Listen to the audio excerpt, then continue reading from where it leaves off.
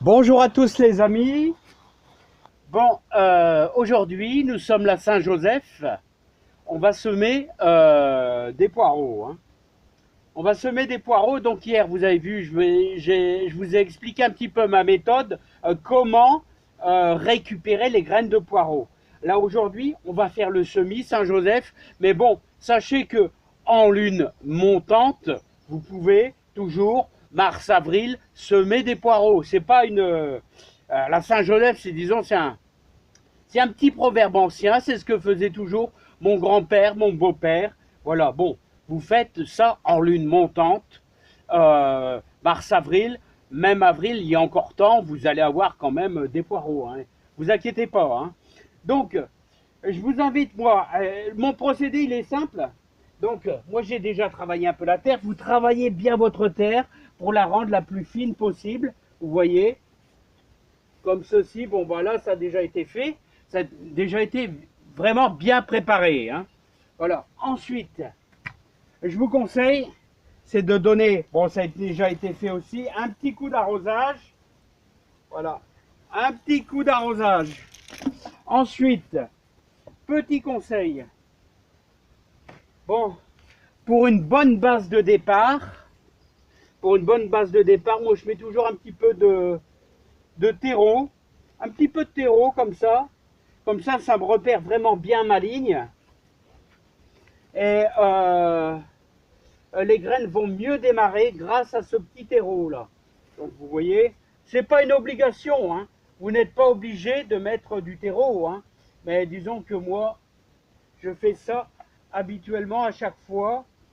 Les graines démarrent beaucoup mieux avec un bon terreau, tout simplement, comme ceci.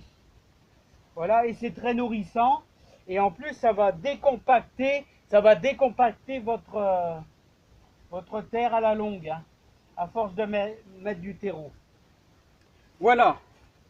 Ensuite, voici nos graines qu'on a récupérées, et ce sont nos graines, bien sûr, fait maison, hein.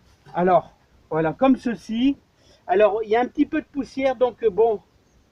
Alors, sachez que toutes ces graines, vous voyez, le but, ça sera, on va, dès que les poireaux vont faire, allez, 20 cm de haut, on va pouvoir les repiquer en juin, hein. Voilà, en juin, ouais, juin, début juillet, ça sera des poireaux pour l'hiver prochain, hein. Voilà, comme ceci, on va faire notre belle petite ligne de poireaux. Voilà, voilà, voilà. Voilà, comme ceci. Ensuite, je vous invite, n'hésitez pas à faire de la terre bien sèche pour essayer de passer notre terre au tamis, pour dire de bien, pas trop. Voilà, je vais mettre ça sur le tamis. On va enfuir nos graines, mais pas beaucoup, hein. Un tout petit peu comme ça, vous voyez, comme ceci. Voilà. Regardez comment ça va bien. Voilà. Là, il nous reste un petit peu de terre. Voilà. Pour faire l'autre côté.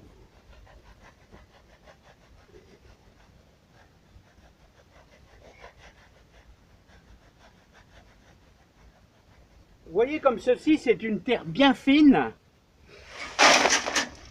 Alors, c'est une terre bien fine. Voilà ce que ça donne tout simplement. Là, c'est une chicorée, hein, c'est une chicorée pain de sucre qui va nous faire de jolies graines, hein. Voilà. Donc là, vous voyez, les graines sont à peine enterrées, hein, à peine. Et là, vous voyez, vous ne touchez plus à rien. Là, c'est terminé. Hein, le fait qu'on ait bien mouillé en dessous, l'humidité va obligatoirement remonter.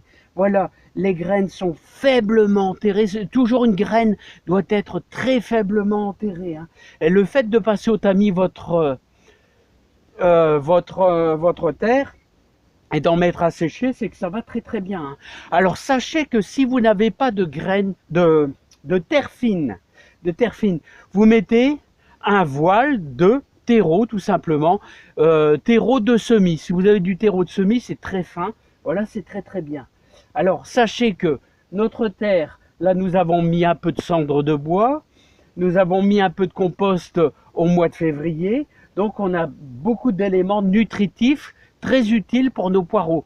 Hein. Il y a même un petit peu d'engrais organique que j'ai mis il y a 15 jours. Voilà, ce qui donnera un petit plus pour nourrir nos poireaux. Voilà, ceci dit, je veux vous préciser aussi une chose. Ah ouais, c'est ça que je voulais vous dire. Alors, demain, je vais ressemer un petit peu de persil.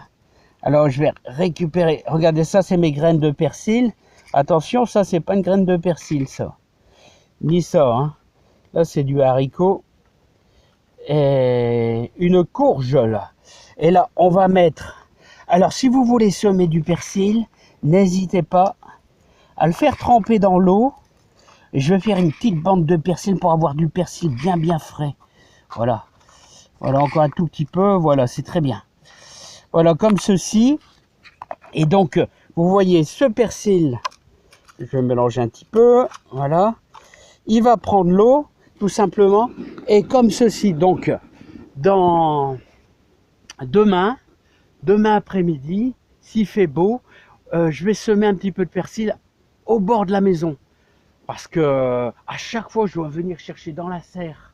Et là, vous voyez le persil qui est dans la serre. Lui, il va monter en graines. Voilà, il va monter en graines. Hein. Alors, n'oubliez pas, regardez les courgettes. J'ai éclaté ma grosse courgette. Vous voyez ce qui reste dedans. Et là, je suis en train de mettre à sécher des graines de courgettes. Elle était énorme. Hein. Voilà, d'où l'intérêt de toujours garder une courgette. Hein. Donc, qu'est-ce que je voulais vous faire voir? Je ne me rappelle plus. Je ne me rappelle plus ce que je voulais vous faire voir. Ici. Bon, bah les amis, je ne sais plus ce que je voulais vous faire voir.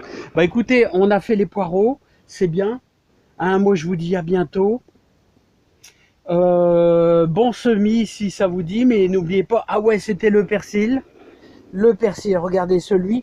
Alors moi j'en ai du beau là, il est beau hein. Il est beau hein. Mais je vais en faire plus près de la maison un petit peu avec mes graines maison.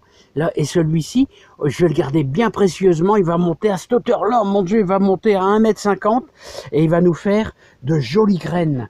Voilà pour le mois d'août. Allez, je vous remercie beaucoup. Je vous souhaite plein de réussite et je vous dis, allez, semez des poireaux parce que les poireaux deviennent de plus en plus chers. Allez, à bientôt. Bye bye.